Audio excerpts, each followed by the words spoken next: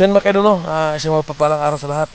So welcome back tayo dito no, sa ating channel, Johnny Hunter 35 mga kaidolo. So sa araw na ito mga kaidolo, so ito yung hinintay nating araw na hindi tayo busy kasi kalalabas lang po natin ng ating asawa galing hospital mga kaidolo. So nakita nyo sa aking upload na andun tayo sa hospital mga kaidolo. So nung nakarang araw na sana natin ito gagawin mga kaidolo kasi may pumunta po sa atin ng isang tao na pinapunta na tayo dito sa bahay ng ating kaibigang matanda. So kung naalala niyo mga kaidolo, yung matanda na binabanggit ko ngayon, siya yung nagbigay sa atin ng isang bagay na yung anting-anting mga kaidolo. So kung nakita niyo sa mga previous vlog ko dati, mga ilang buwan na yung nakalipas, siguro lapit na sa isang taon yung nakalipas mga kaidolo. So nakita natin yung ginamit nating agimat na hindi tayo tinatablan ng bala mga kaidolo. So nagkataon na kinuha po ng matanda, araw po ng Biyernes yun. So hanggang ngayon hindi pa na binabalik. So hindi natin alam kung ano yung dahilan kung bakit hindi na binabalik mga kaidolo. So nung nakarang araw may pumunta sa atin ng isang tao na inutusan daw ng kaibigan nating matanda mga kaidolo na papuntahin daw tayo dito sa kanya.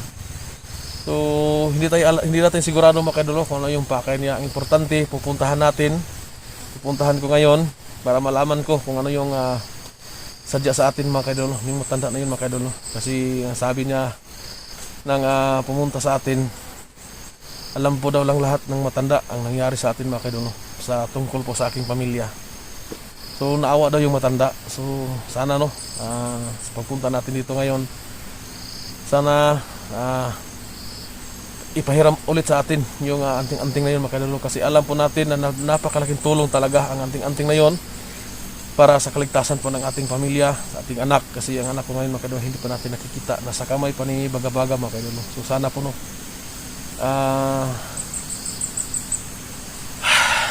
hindi natin alam kung ano yung pakay sa atin. Ang importante, mapuntahan natin dito para malaman natin kung ano yung sadya sa matanda. So kung narinig mga kaidolo, sa bandang itaas may karsada, may daanan dyan, may mga sasakyan na dumadaan. So pupuntahan natin doon pa sa kabila, medyo may kalayuan pa mga kaidolo. So sana mapagtagumpayan natin ngayon mga kaidolo. So mag-umpisan po tayong maglakad kasi medyo malayo pa. Kasi yung motor natin, andyan natin yung iniwan sa bandang itaas. May karsada doon. So sa kita natin narinig po natin ang boses ng sasakyan, may busina pa. So napakalayo pa talaga yung lugar na ito mga kaidolo. Kasi nagbiyahe ito sa motor, mahigit 8 oras pa tayo nagbiyahe. Sadyang nagpakalayo talaga yung lugar na ito mga kaidolo. So sana maging maganda yung pagpunta natin dito. So dandahan pa tayong pababa mga kaidolo kasi doon pa tayo pupunta mga kaidolo. So sa kabila yan, yan banda pa tayo pupunta, sobrang layo pa. So nakapagpahinga na po tayo konti. So tara.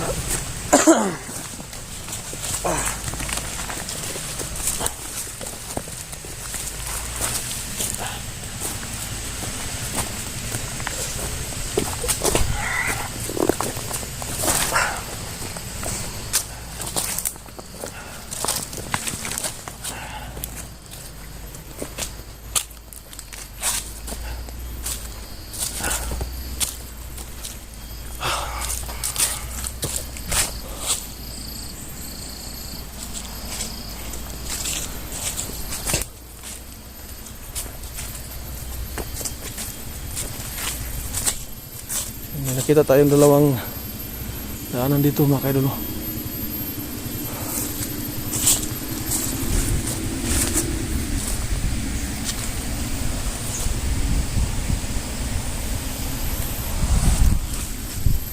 Sige dito dadaan.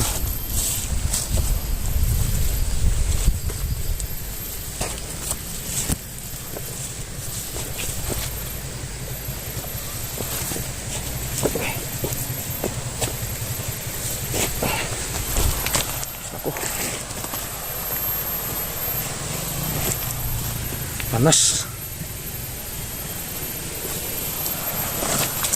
Bago lang siguro ito nag-landslide mga kaidol. So yan o. Diyan sa bandang itaas may narinig po tayong sasakyan. So may karsada. So nakita natin may poste pa ng kuryente diyan banda o. May mga ibon pang nakapatong.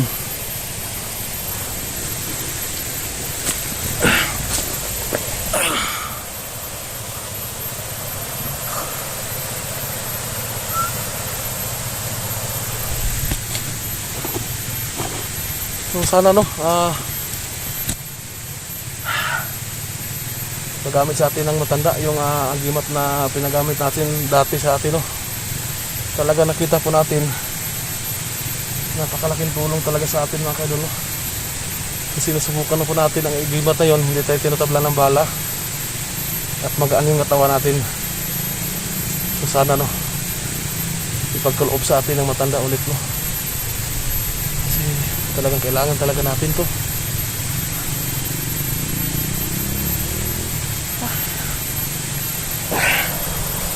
Ayan ang hirap ng daan.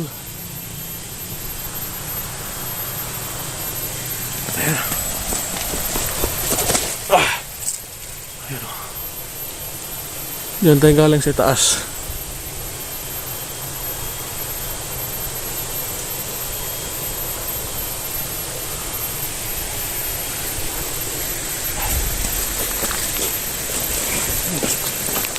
Baligid ani. Kita ninyo.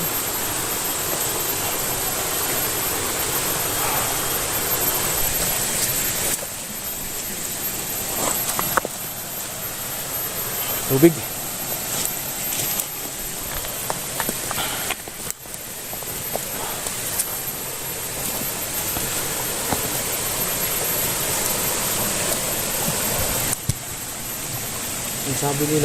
Sabi niyong tao may maliit daw na daanan sa gilid ng sapa.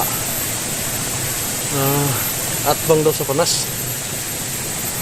Atbang sa panas. So yun makaduno, wala tayong ibang panas nakita ito. Ayan. So atbang. Yan nakikita tayong daanan, maliit na daanan. So siguro dyan tayo dadaan. So inom muna tayo ng tubig.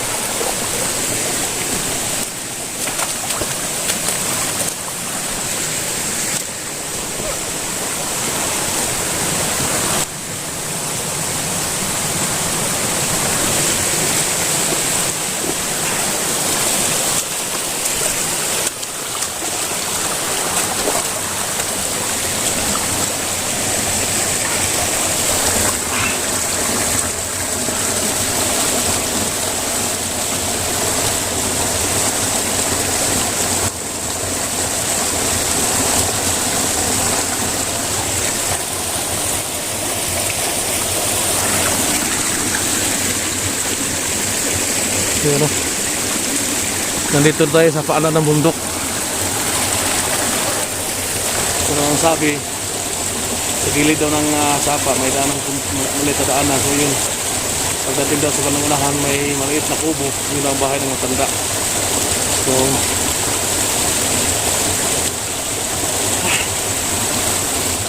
hinga muna tayo, inom muna tayo ng tubig.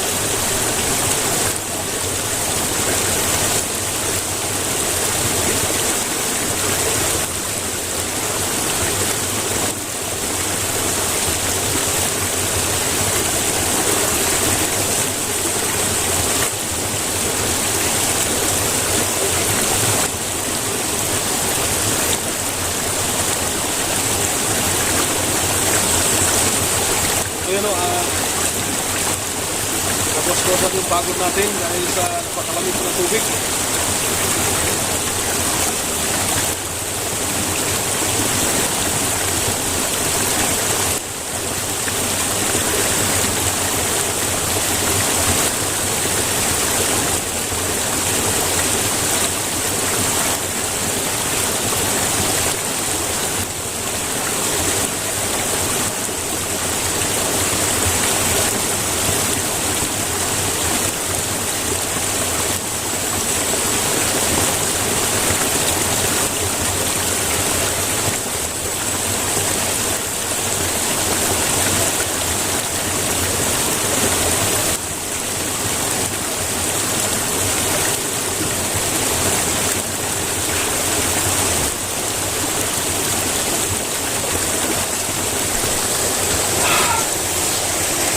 Kaya lang kabalo. Sarap ng tubig dito. So tuloy po tayo sa paglakbay. No? Babalikan natin yung daan saan sa ng kilid.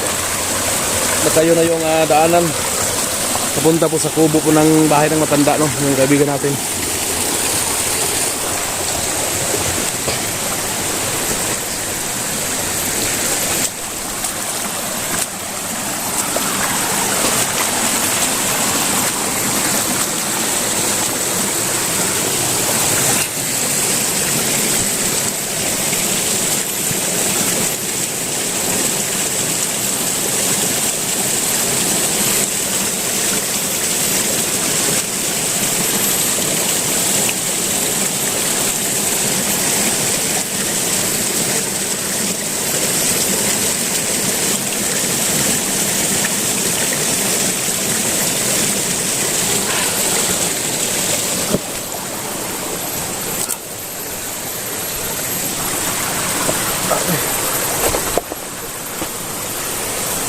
Daming malaking bato. Diyan banda may daanan tayo nakita, no? So sana yun ang daan.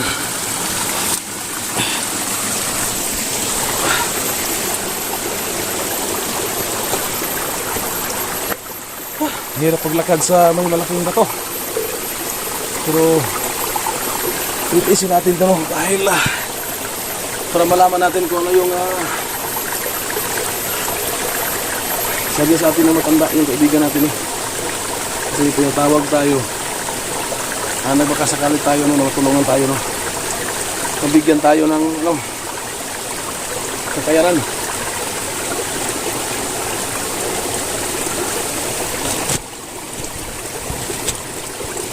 Sana ipahiram sa atin ulit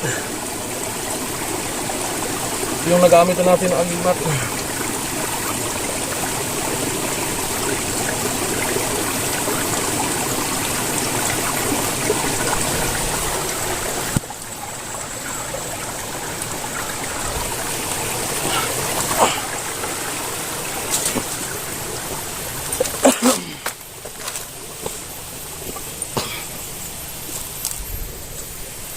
Ayan.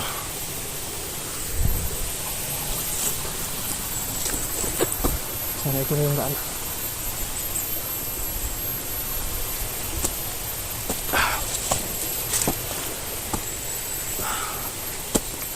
May hawakan.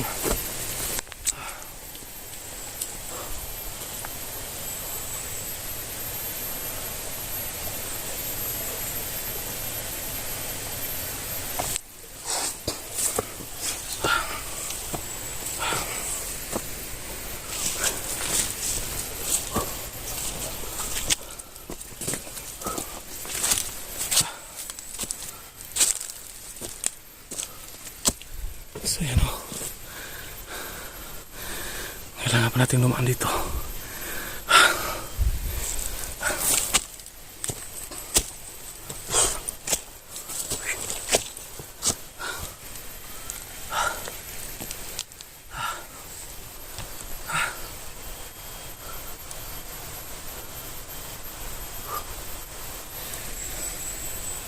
Saan ito galing o?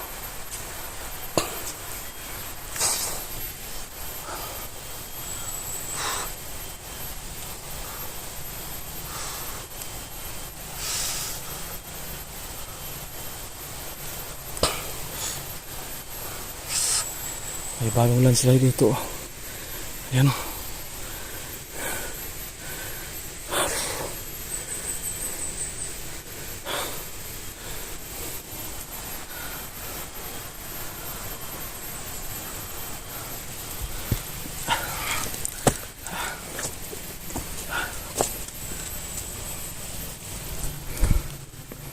May lubid na hawakan.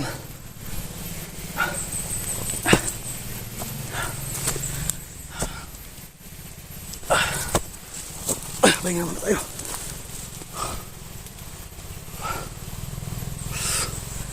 Ayan, ito yung boses ng mga motor sa barangay taas. Ayan, doon banda. Doon napakalayo. Mahirap. Wala lang tayong pakay dito na nakatulong sa atin. Kaya isin natin to.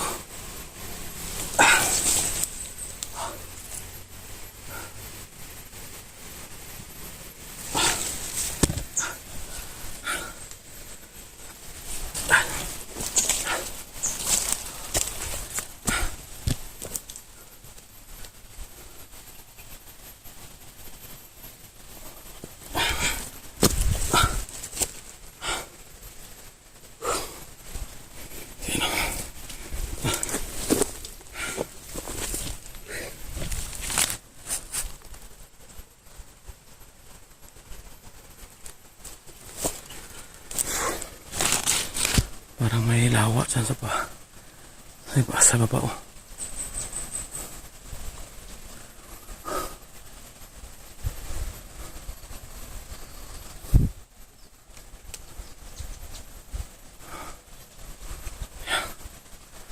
Parang may lawa. Parang ano yung face pan.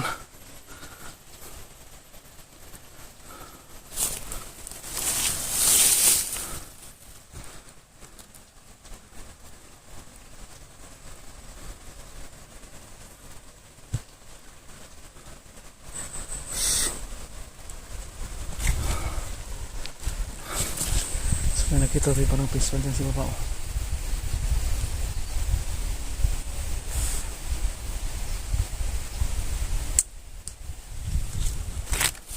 Karanga pa dito yung akit dyan banda. Hanap pa tayo ng pwede na tindaanan dito.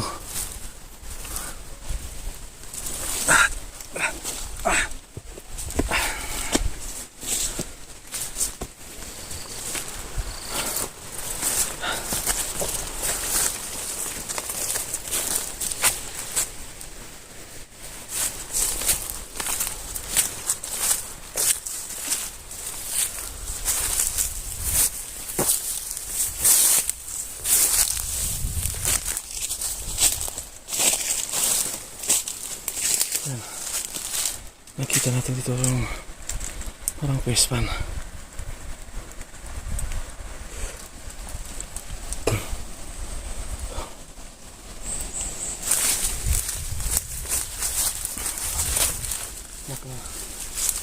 Ang face pan na to, yung matanda yung may-ari siguro. So wala, liblib ng lugar ito.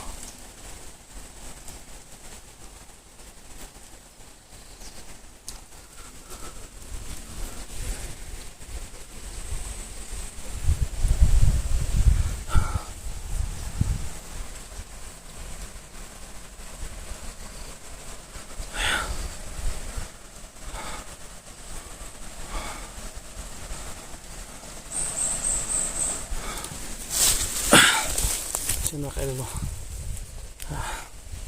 parang malayo pa itong lakarin ko, so mag-off ka muna ako mga kaidol mo.